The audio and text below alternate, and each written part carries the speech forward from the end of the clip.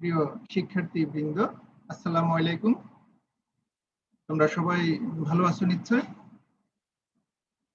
সবাই বাসায় আছো এবং নিরাপদে আছো, আমরা এটাই আশা করি। আজকে আমরা প্রাকৃতিক ভূগোলের সংজ্ঞা, বিষয়বস্তু এবং উপাদানগুলো নিয়ে আলোচনা করব।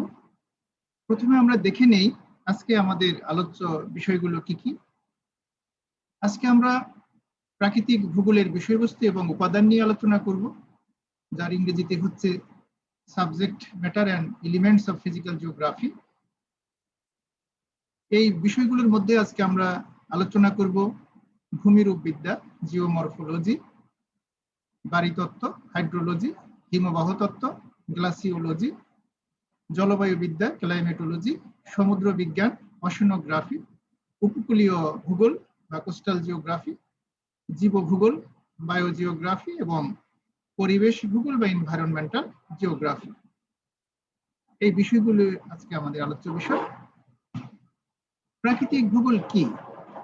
প্রাকৃতিক ভূগোল হচ্ছে মূলত প্রাকৃতিক যে বিষয়গুলো রয়েছে এগুলোর আলোচনা। প্রাকৃতিক বিষয়গুলো হচ্ছে পৃথিবীর বহিরাবরণ বা আমরা যেটাকে ভূমিরূপ বলে থাকি, জলবায়ুবিদ্যা, সমুদ্র, জীবভূগোল এবং পৃথিবীর পৃষ্ঠদেশ সম্পর্কীয় আরো কিছু বিষয় রয়েছে, মহাদেশ, নদ নদীর উৎপত্তি, ভূমিকম্প, আগ্নেয়গিরি, সুনামি, ভূ আলোড়ন। এই সার্বিক বিষয়গুলোই আমরা প্রাকৃতিক ভূগোলের বিষয়বস্তু এবং উপাদানের মধ্যে আলোচনা করব। প্রথমে এই সামগ্রিক বিষয়গুলোকে কয়েকটি শাখায় বিভক্ত করা যায় এবং এই শাখাগুলোর মাধ্যমে আমরা প্রাকৃতিক ভূগোলের বিষয়বস্তুকে আলোচনা করতে চাই। প্রথমে ভূমিরূপবিদ্যা। পৃথিবীর একটি রূপ রয়েছে, এর বাহ্যিক যে অবয়ব রয়েছে এটা কোথাও উঁচু, কোথাও নিচু, কোথাও বিস্তীর্ণ সমতল ভূমি, কোথাও রয়েছে গভীর খাত এবং এই পৃষ্ঠদেশেই রয়েছে মহাদেশীয় পাত রয়েছে, মহাসাগরীয় পাত রয়েছে, ভূমিকম্প, আগ্নেয়গিরি, শিলা, খনিজ, নদ নদী। এই সার্বিক বিষয়গুলি আলোচনা করা হয় ভূমিরূপবিদ্যায়, যা প্রাকৃতিক ভূগোলের বিষয়বস্তুর মধ্যে পড়ে। এরপরে রয়েছে বাড়িতত্ত্ব, এটাকে হাইড্রোলজি বলা হয়। বাড়ি মানে জল বা পানি। পৃথিবীর টোটাল স্থলভাগের বা আমরা যদি বলি সমগ্র পৃথিবীর যে আয়তন তার ৭১ ভাগই পানি আর ২৯ ভাগ মাত্র স্থলভাগ। এই বিস্তীর্ণ পানি রাশির মধ্যে রয়েছে পানির ঘনত্ব, পানির বন্টন, বৈশিষ্ট্য, লবণাক্ততা, পানির উৎস, নদ নদী, হ্রদের যে সৃষ্টির কারণ, নদীর দ্বারা ক্ষয় সঞ্চয়জাত ভূমিরূপ। এই বিষয়গুলো বাড়িতত্ত্বে আলোচনা করা হয়। আমরা এই বিশাল পানি রাশির কিছু অংশ একটি ভিডিওর মাধ্যমে দেখানোর চেষ্টা করব।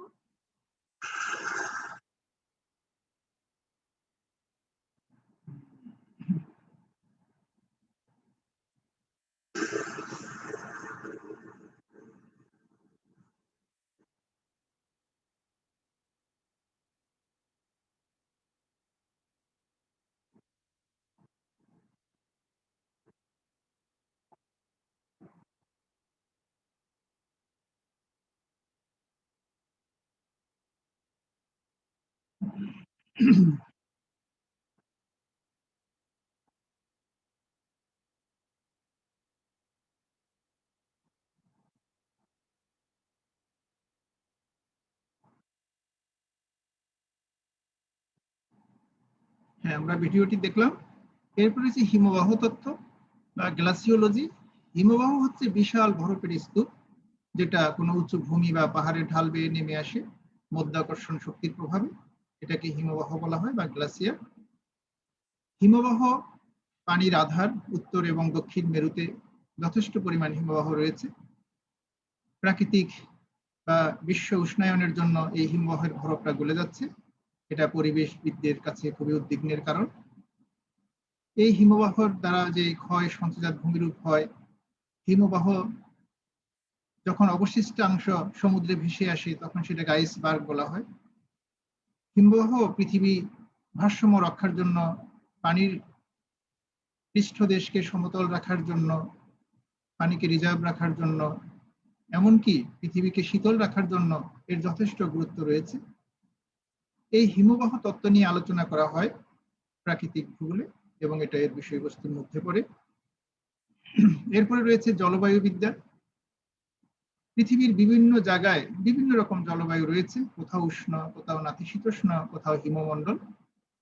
এই জলবায়ু সংক্রান্ত বিষয়গুলো, বিশেষ করে এর উপাদান, নিয়ামক, জলবায়ু অঞ্চল, যে বায়ু দূষণ, গ্রিন হাউস প্রতিক্রিয়া, বিশ্ব উষ্ণায়ন, বায়ুমণ্ডলীয় যে গোলযোগগুলো রয়েছে, সুনামি, টর্নেডো, তারপরে হারিকেন, বিভিন্ন রকম যে ক্রান্তীয় ঘূর্ণিঝড় রয়েছে, এগুলো এই জলবায়ু বিদ্যায় আলোচিত হয়। এটা প্রাকৃতিক ভূগোলের অন্তর্ভুক্ত। সমুদ্র বিজ্ঞান। পৃথিবীর যে বিশাল পানিরাশির যে আধার, এটাকে অনেকগুলো মহাসাগরে বিভক্ত করা হয়, প্রশান্ত, আটলান্টিক, ভারত, উত্তর এবং দক্ষিণ মহাসাগর। টোটাল পানিরাশির 97 ভাগে সমুদ্র অবস্থান করে এবং এটা লবণাক্ত পানি, যেটা মানুষ সরাসরি ব্যবহার করতে পারে না। মাত্র 3 ভাগ পানি মানুষ ব্যবহার করে থাকে। এই সমুদ্র বিজ্ঞানের মধ্যে পানিচক্র, সাগর, উপসাগর, মহাসাগর, তারপরে সমুদ্র স্রোত, সমুদ্রের পানির যে বৈশিষ্ট্য, সমুদ্রের তলদেশে রয়েছে বিচিত্র রকম ভূমিরূপ, জোয়ার ভাটা রয়েছে, এই বিষয়গুলো আলোচনা করা হয় সমুদ্র বিজ্ঞানে। আর এটা প্রাকৃতিক ভূগোলের বিষয়বস্তুর মধ্যে পড়ে। আমরা এখানে ছোট্ট একটি ভিডিও ক্লিপ দেখব এবং দেখানোর চেষ্টা করব পানি শূন্য অবস্থায় সমুদ্রকে আমরা কেমন দেখতে পাই। আমরা সব সময় পানির পৃষ্ঠকে সমতল দেখি, কিন্তু বাস্তবে তা নয়। সমুদ্রের তলদেশে রয়েছে বিচিত্র রকম ভূমিরূপ এবং রহস্যে ঘেরা। এখানে পাহাড়, মালভূমি, উঁচু ভূমি রয়েছে, গভীর খাত রয়েছে, আগ্নেয়গিরি রয়েছে। এটা আটলান্টিক মহাসাগর, যার তলদেশে রয়েছে এস আকৃতির একটি দীর্ঘ শৈলশিরা বা ডুবন্ত পাহাড়, যেটাকে বলা হয় মিড আটলান্টিক রিজ বা মধ্য আটলান্টিক শৈলশিরা। প্রাচীনকালে এখানে একটি ফাটল ছিল, যেখান দিয়ে ভূ অভ্যন্তরীণ লাভা নির্গত হয়ে সৃষ্টি হয়েছে এই ডুবন্ত পাহাড়টি। এটা মেরিয়ানা খাত, প্রশান্ত মহাসাগরের বা মেরিয়ানা ট্রেন্স, পৃথিবীর গভীরতম খাত। পূর্ব প্রশান্ত মহাসাগরে একটি শৈলশিরা বা ডুবন্ত পাহাড় দেখা যাচ্ছে এখানে। এরপরে রয়েছে সমুদ্রের তলদেশের যে উঁচু নিচু ভূমি, এটা প্রশান্ত মহাসাগরের তলদেশ। এটা আটলান্টিক মহাসাগরের উত্তরাংশ, যেখানে টাইটানিক জাহাজটি ডুবেছিল। এটা তার উত্তরে আইসল্যান্ড, যার পাশে রয়েছে গ্রিনল্যান্ড, পৃথিবীর বৃহত্তম একটি দ্বীপ।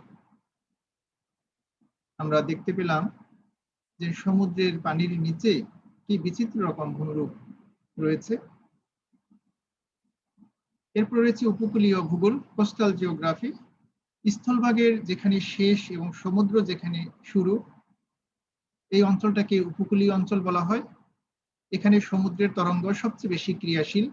এখানে ভিন্নধর্মী ভূমিরূপ রয়েছে, মহীসোপান, মহীঢাল রয়েছে, সমুদ্রের কোনো দেশের অর্থনৈতিক অঞ্চল রয়েছে, সমুদ্র আইন রয়েছে, উপকূলীয় পরিবেশ, মৎস্য সম্পদ, এই বিভিন্ন বিষয়গুলো নিয়ে আলোচনা করে উপকূলীয় ভূগোল। এটা প্রাকৃতিক ভূগোলের বিষয়বস্তুর মধ্যে পড়ে। এরপর রয়েছে জীবভূগোল, বিশেষ করে উদ্ভিদ এবং প্রাণী এর অন্তর্গত। জল, স্থল এবং বায়ুমণ্ডলে অণুজীব থেকে শুরু করে বৃহত্তর হাতি পর্যন্ত প্রত্যেকটা সদস্যই জীবভূগোলের অন্তর্গত। এখানে জীবের বৃদ্ধি, বংশ, ক্রমবিকাশ, জীববৈচিত্র্য, কার্বন নাইট্রোজেন চক্র, ইকোসিস্টেম, এই বিষয়গুলো আলোচনা করা হয় জীবভূগোলে। পরিবেশ ভূগোল, আমরা যে পারিপার্শ্বিক অবস্থার মধ্যে জীবন ধারণ করি, এটাই পরিবেশ। পরিবেশের সাথে মানুষ এবং অন্যান্য প্রাণী, বিশেষ করে জীব জগতের গুরুত্বপূর্ণ বা নিবিড় সম্পর্ক রয়েছে।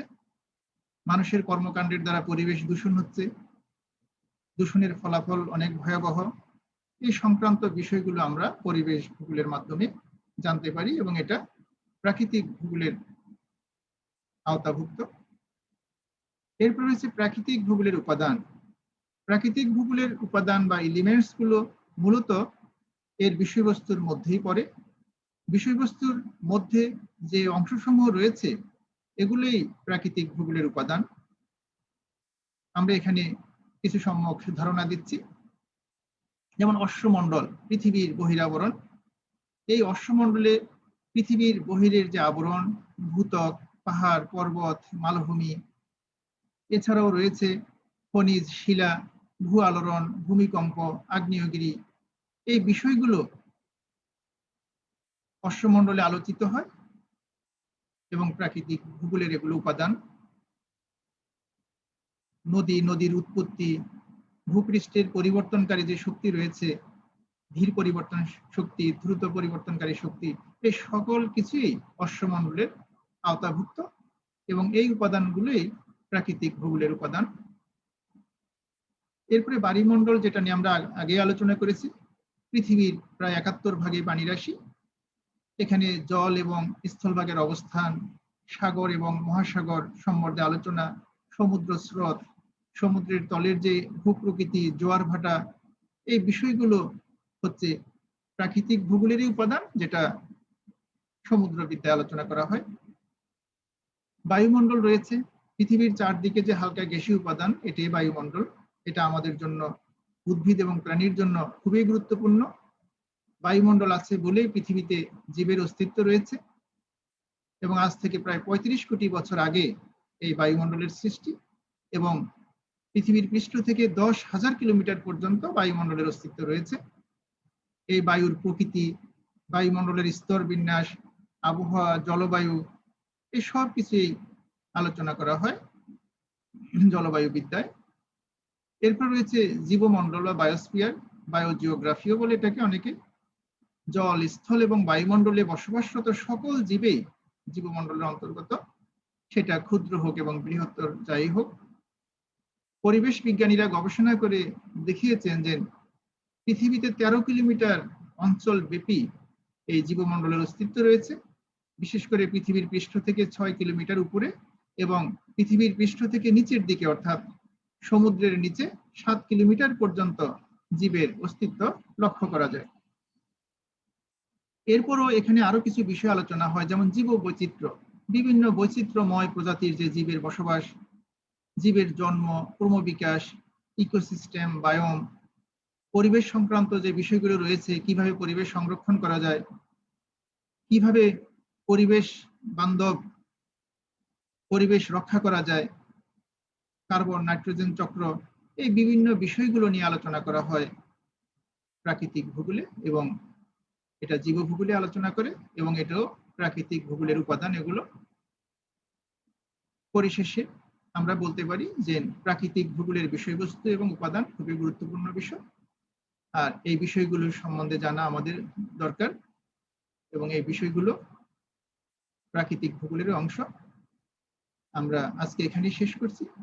সবাইকে অসংখ্য ধন্যবাদ এবং সবাই ভালো থাকবে এবং বাসায় থাকবে, নিরাপদে থাকবে।